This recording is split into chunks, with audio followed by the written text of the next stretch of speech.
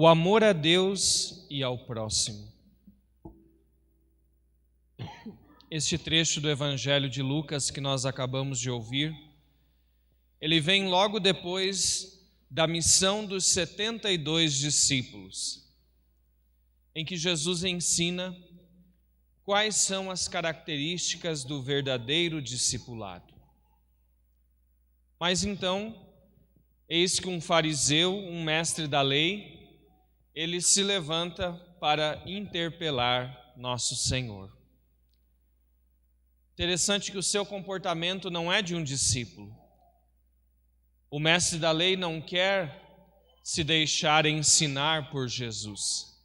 Ele quer armar uma armadilha para pegar Jesus. E Jesus responde a ele virando o jogo. Jesus responde com uma outra pergunta, querendo saber se o mestre da lei conhece o mandamento essencial. Qual é o maior mandamento? Amar a Deus de todo o coração, com todas as forças, com toda a tua alma, e ao próximo como a ti mesmo.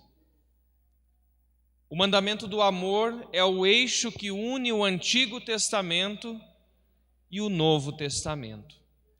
É a verdade do ser humano na sua relação com Deus, com os outros e consigo mesmo. A morte que o pecado produz se caracteriza justamente pela incapacidade de amar. Quando o pecado se instala na minha vida, ele vai aos poucos acabando com a minha capacidade de amar. O mestre da lei responde bem para Jesus. Ele sabe a lei de Moisés. Mas para Jesus o mais importante não é saber a lei de Moisés. Isso é muito bom. Mas mais importante que isso é colocá-la em prática. E é o que Jesus diz para o homem: faça isso e você vai viver. Mas o fariseu, se sentindo desautorizado, ele faz uma outra pergunta para tentar se justificar: mas quem é o meu próximo? E Jesus então vai contar uma parábola, que bem poderíamos chamar de uma história real, porque ela tem muitos elementos de realidade, não é uma simples parábola para tirar uma moral dessa história. De acordo com os estudiosos, o caminho entre Jericó e Jerusalém era conhecido pelos assaltos. Jesus não inventou esse dado.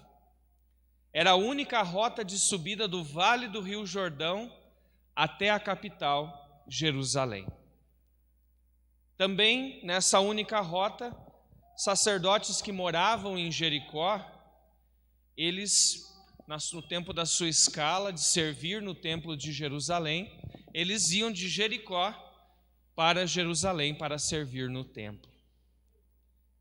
Então, aqui a gente vê que os dados que Jesus conta nessa história são verdadeiros. Ele não está simplesmente tirando uma historinha, ele está contando uma história que, para o seu tempo, é verdade, é real. Eis que um homem foi assaltado e ficou à beira do caminho, quase morto. Primeiro aparece um sacerdote e um levita. Os dois olham, mas não ajudam aquele homem. Por que eles não ajudam? Talvez porque o julgasse um morto. E pela lei judaica, quem ia para o templo e tocasse em sangue e em cadáver, não podia prestar culto a Deus. Estava impuro. Durante um dia todo tinha que fazer todo um ritual de purificações e só no outro dia poderia então prestar culto a Deus. Então o sacerdote e o levita, não querendo se contaminar para poder prestar culto a Deus, eles não ajudam. E também porque colocar cadáveres na beira do caminho era uma prática para assaltos. A pessoa parava, tinha uma pessoa morta ou semi-morta à beira do caminho. Quando parava para ver, os assaltantes saíam, e então faziam o roubo.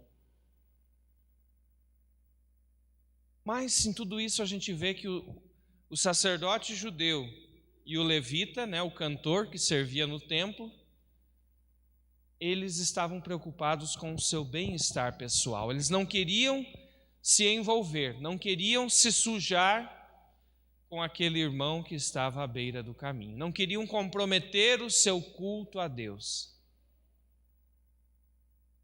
Mas Jesus nos ensina uma lição, que a misericórdia exige que nós deixemos de lado o nosso bem-estar pessoal para socorrer os nossos irmãos necessitados.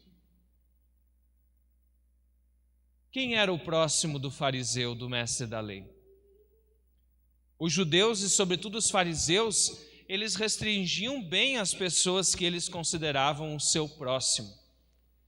O próximo para os fariseus eram seus familiares, aqueles que têm o mesmo sangue, os seus compatriotas judeus que observavam a lei, os pagãos, mas somente os pagãos que adotassem as práticas do judaísmo e fizessem a circuncisão, então abraçando a lei de Moisés.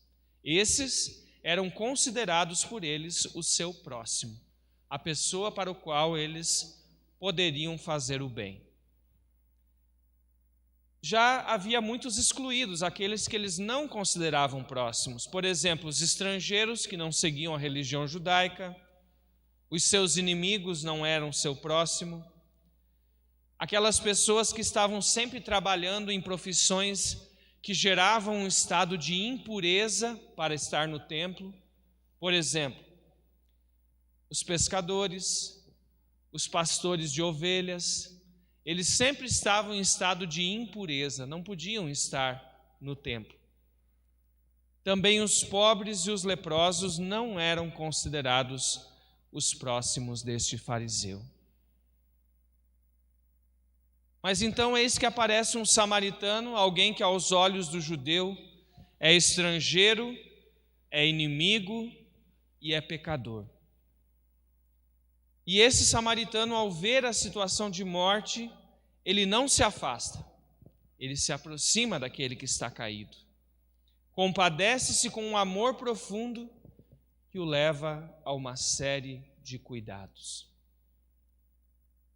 Veja que esse samaritano, ele cuida daquele homem à beira do caminho, coloca no seu animal, transporta-o até achar uma hospedaria, deixa-o na hospedaria, paga para que o dono da hospedaria cuide dele, e se precisar ainda na volta, ele iria pagar tudo que fosse dispensado a mais com os cuidados daquele homem.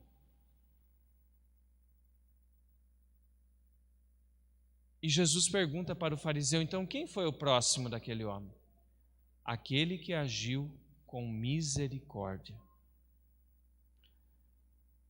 E Jesus é o nosso modelo perfeito da misericórdia, ele é a encarnação da misericórdia divina. Assim como aquele homem à beira do caminho, a humanidade também é este homem maltratado, quase morto pelo pecado. O Senhor Jesus é o bom samaritano. É aquele que se abaixa da sua realeza, do seu trono real, e que vem ao encontro da nossa fraqueza, para nos purificar, para nos curar, para nos conduzir à hospedaria da morada eterna da comunhão com Deus. Mas o Senhor também deixa para nós essa mesma medida. Dois amores entrelaçados. O amor a Deus não tem sentido se não vem unido existencialmente ao amor do próximo. O apóstolo São João, na sua primeira carta, no capítulo 4, versículo 20, vai dizer: quem disser que ama a Deus que não vê, e não ama o seu irmão que vê, é mentiroso. O amor de Deus não está nele. Como nós podemos dizer amar a Deus se nós não nos esforçamos para amar o nosso irmão? O verdadeiro problema está em eu me fazer próximo de todos, derrubando muros e barreiras. Nenhuma razão é suficiente para excluir alguém de ser o meu próximo. Nem mesmo a ofensa mais grave é razão suficiente. Ai, padre, mas fulano me ofendeu. Fulano me fez tal coisa. Fulano me disse coisas que eu nunca vou perdoar. Ah, é? Então como é que você pede o perdão de Deus no Pai Nosso? Como é que você pede o perdão de Deus no ato penitencial? Como é que você quer o perdão de Deus através da confissão? Vai tu e faze o mesmo. Errar é humano, o perdão é divino. Por isso, meus irmãos e minhas irmãs, que instigados por essa parábola do bom samaritano, nós possamos aprender que só o amor transforma. Só o amor pode curar as chagas deixadas pelo pecado, pela maldade, pelo ódio. Que a conversão chegue ao nosso coração e possa transbordar nas nossas atitudes. Jesus está dizendo para nós hoje também: vai tu e faze o mesmo. Haja com misericórdia, imitando a Deus nosso Pai. Louvado seja nosso Senhor Jesus Cristo. Para sempre seja louvado.